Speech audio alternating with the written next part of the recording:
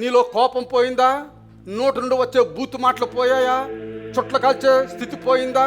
సిగరెట్లు కాల్చే స్థితి పోయిందా? త్రాగుడు స్థితి నుండి బయటపడ్డావా లేదా?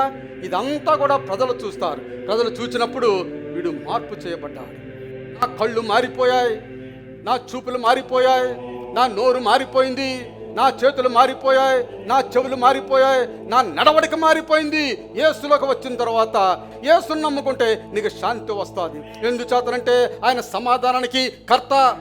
నీకు శాంతి వస్తుంది, నీకు సమాధానం వస్తుంది. నువ్వు పరిశుద్ధునిగా మార్చబడతావు, నువ్వు నీతిమంతునిగా మార్చబడతావు. చూసిన వారందరూ కూడా వీడు నీతిమంతుడని చెబుతారు, పరిశుద్ధుడని చెబుతారు. ఏమేం? హల్లెలూయా. Is worthy. ఇతను వర్ది, దేవుని నమ్ముకోవడానికి యోగ్యుడు, దేవుని మందిరానికి వెళ్ళడానికి యోగ్యుడు అని వారందరూ కూడా చెప్పువారిగా ఉంటారు. ప్రియులారా, దేవుని నామానికి స్తోత్రం. హల్లెలూయా.